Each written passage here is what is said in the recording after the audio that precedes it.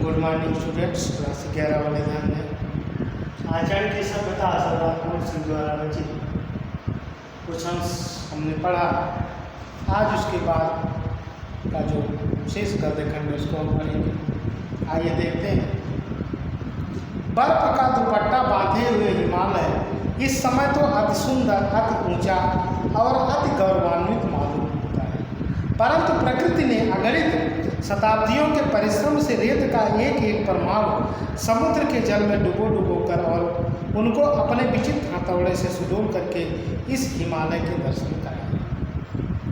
इसमें कवि कहता है कि जो बर्फ, हिमालय बर्फ से ढका होता है तो कितना सुंदर, कितना गौरव से पूर्ण और ऊंचा दिखाई देता है, लेकिन प्रकृति ने तमाम रेतों को, छोटे छोटे रेत के टुकड़ों को इकट्ठा करके समुद्र के जल में डुबाया और उनको तराश करके जो है छोटे हिमालय का दर्शन, यानी छोटे छोटे टुकड़ों को पत्थरों में तराश करके दिखाया है। आचरण भी हिमालय की तरह एक ऊंचे कलश वाला मंदिर है। यह वह आम का पेड़ नहीं है जिसको मदारी एक क्षण में तुम्हारी आंखों में मिट्टी डालकर अपनी हथेली पर जमा दे। इसके बनने में अनंत काल लगा। पृथ्वी बन गई, सूर्य बन गया, तारागण आकाश में दौड़ने लगे, परंतु अभी तक आचरण के सुंदर रूप के पूर्ण दर्शन नहीं हुए। कहीं कहीं उसकी अत्यंत छटा अवश्य दिखाई देती। कह रहे हैं कि प्रकृति तो सारी बन गई, लेकिन अभी पूर्ण रूपेण आचरण दिखाई नहीं दिया। कहीं कहीं उसकी छटा दिखाई दे रही है। पुस्तकों में लिखे हुए नुस्खों से तो और भी अधिक बदहजमी हो जाती है। सारे वेद और शास्त्र भी यदि घोल कर पी लिए जाए तो भी आदर्श आचरण की प्राप्ति नहीं होती। यह पीने से या किसी चीज़ को ग्रहण करने से नहीं आती है, ये तो स्वतः उत्पन्न होती है। आचरण प्राप्ति की इच्छा रखने वाले को तर्क वितर्क से कुछ भी सहायता नहीं मिलती। शब्द और वाणी तो साधारण जीवन के चोचले हैं। ये आचरण की गुप्त गुहा में नहीं प्रवेश कर सकते, वहाँ इनका कुछ भी प्रभाव नहीं पड़ता। वेद इस देश के रहने वालों के विश्वासानुसार ब्रह्मवाणी है, परंतु इतना काल व्यतीत हो जाने पर भी आज तक वे समस्त जगत की भिन्न भिन्न जातियों को संस्कृत भाषा न बुला सके, न समझा सके, न सिखा सके। यह बात हो कैसे? ईश्वर तो सदा मौन है। ईश्वरीय मौन शब्द और भाषा का विषय नहीं, वह केवल आचरण के कान में गुरु मंत्र फूंक सकता है।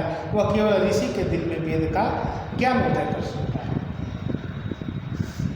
किसी का आचरण बाल के झोंकों से हिल जाए तो हिल जाए, परंतु साहित्य और शब्द की गोलंदाजी और आंधी से उसके सिर की एक बाल तक का बांका न होना एक साधारण बात है। पुष्प की कोमल पंखुड़ी के स्पर्श से किसी को रोमांच हो जाए, रोमांच माने रोम रोम पुलकित हो जाए, आनंद आ जाए। जल की शीतलता से क्रोध और विषय वासना शांत हो जाए। जल की शीतलता से क्रोध और जो तमाम विषय वासनाएं हैं वो शांत हो जाए। बर्फ के दर्शन से पवित्रता आ जाए। सूर्य की ज्योति से नेत्र खुल जाए। परंतु अंग्रेजी भाषा का व्याख्यान चाहे वो कार्लायल ही का लिखा हुआ क्यों ना हो, बनारस में पंडितों के लिए राम रोला ही है। राम रोला में निरर्थक शोरगुल।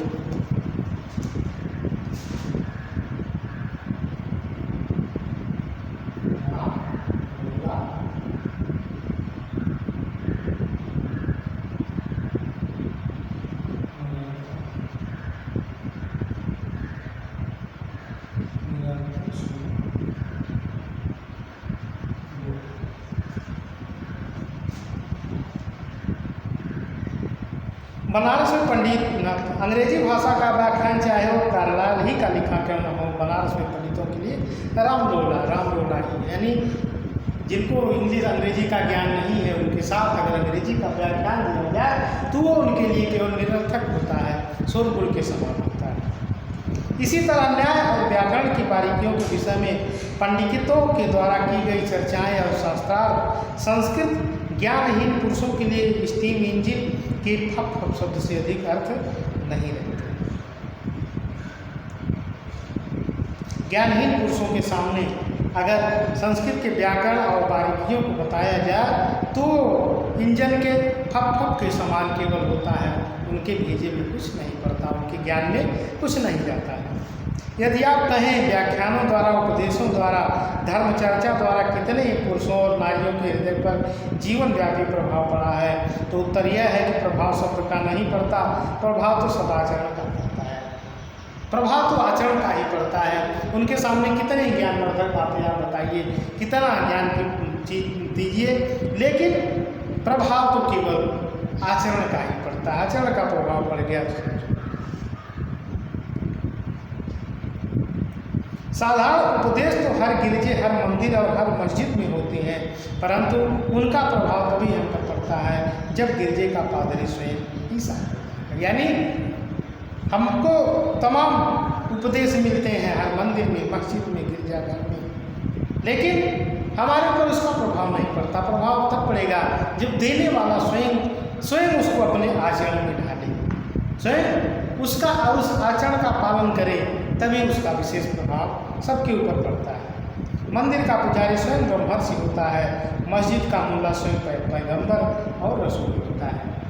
यदि एक ब्राह्मण किसी डूबती कन्या की रक्षा के लिए, चाहे वह कन्या जिस जात की हो, जिस किसी मनुष्य की हो, जिस किसी देश की हो, अपने आप को गंगा में फेंक दे, चाहे उसके प्राण यह काम करने में रहें चाहे जाएं, तो इस कार्य में प्रेरक आचरण की मौनमयी भाषा किस देश में, किस जात में और किस काल में कौन नहीं समझ सकता। प्रेम का आचरण, दया का आचरण, क्या पशु, क्या मनुष्य, जगत के सभी चराचर आप ही आप समझ लेते हैं। प्रेम और दया चाहे वो मनुष्य हो चाहे पशु हो, सबके समझ में आ जाते हैं। जगत भर के बच्चों की भाषा इस भाष्यहीन भाषा का चिन्ह है। बालकों के इस मौन का नाद और हास्य भी जब देशों में एक ही सा पाया जाता है। मनुष्य का जीवन इतना विशाल है, उसके आचरण को रूप देने के लिए नाना प्रकार के ऊंच नीच, भले बुरे विचार, अमीरी और गरीबी, उन्नति और अवनति इत्यादि सहायता पहुंचाते हैं। पवित्र अपवित्रता उतनी ही बलवती है जितनी की पवित्रता। जो कुछ जगत में हो रहा है वह केवल आचरण के विकास के अर्थ में हो रहा है। जो संसार में हो रहा है केवल आचरण के विकास के अर्थ में हो रहा है।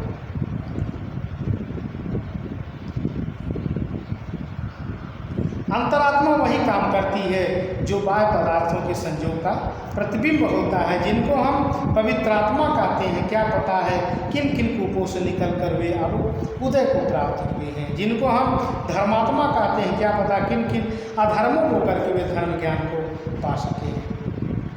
जिनको हम सभ्य कहते हैं और जो अपने जीवन में पवित्रता को ही सब कुछ समझते हैं, क्या पता वे कुछ काल पूर्व बुरी और अधर्म पवित्रता में लिप्त रहे। यानी जिनको हम पूरी तरह से पवित्र मानते हैं, धार्मिक मानते हैं, पता नहीं क्या वो उन तमाम बुरी चीज़ों से वो गुजर करके तब आए। अपने जन्म जन्मांतरों के संस्कारों से भरी हुई अंधकारमय कोठरी से निकलकर ज्योति और स्वच्छ भाव से परिपूर्ण खुले हुए देश में जब तक अपना आचरण, अपने नेत्र ना खोल चुका हो, तब तक धर्म के गूढ़ तत्व कैसे समझ में आ सकते हैं। नेत्र रहित को सूर्य से क्या लाभ, हृदय रहित को प्रेम से क्या लाभ। यानी जो नेत्रहीन है, जिसके पास नेत्र नहीं है, सूर्य से क्या लाभ। उसकी सूर्य रोशनी को देता है, उजाले को देता है, लेकिन जो नेत्रहीन है उनके लिए उजाले का क्या अर्थ। उसी तरह से जो हृदय रहित हैं, जिनके पास हृदय ही नहीं है, उनको प्रेम की क्या आवश्यकता है। बहरे को राग से क्या लाभ, जो बहरा है उसके सामने आप कितना ही सुंदर राग ला दिए, लेकिन उसके लिए वो अर्थहीन है। कविता, साहित्य, पीर, पैगंबर, गुरु, आचार्य, ऋषि आदि के उपदेशों से लाभ उठाने का यदि आत्मा में बल नहीं है तो उसे ज्ञान। यानी जो पीर, पैगंबर, गुरु, आचार्य जो कुछ बताते हैं, अगर उनके उपदेश हमारी आत्मा में नहीं आते हैं, उनको आत्मसात नहीं करते हैं, तो सुनने से कोई लाभ नहीं। जब तक यह जीवन का बीज पृथ्वी के मल मूत्र के ढेर में पड़ा है, अथवा जब तक वह खाद की गर्मी से अंकुरित नहीं हुआ और प्रस्फुटित होकर उनसे 2 नए पत्ते ऊपर नहीं निकल आए, तब तक ज्योति और वायु उसके किस काम की। जिस प्रकार से पौधा मिट्टी में पड़ा रहता है, अगर वो प्रस्फुटित नहीं होता है तो हवा और प्रकाश उसके किस काम का।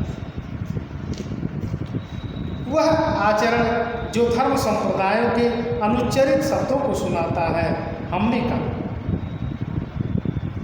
वह जब वही नहीं तब फिर क्यों नए संप्रदाय हमारे मानसिक महाभारतों के कुरुक्षेत्र बने।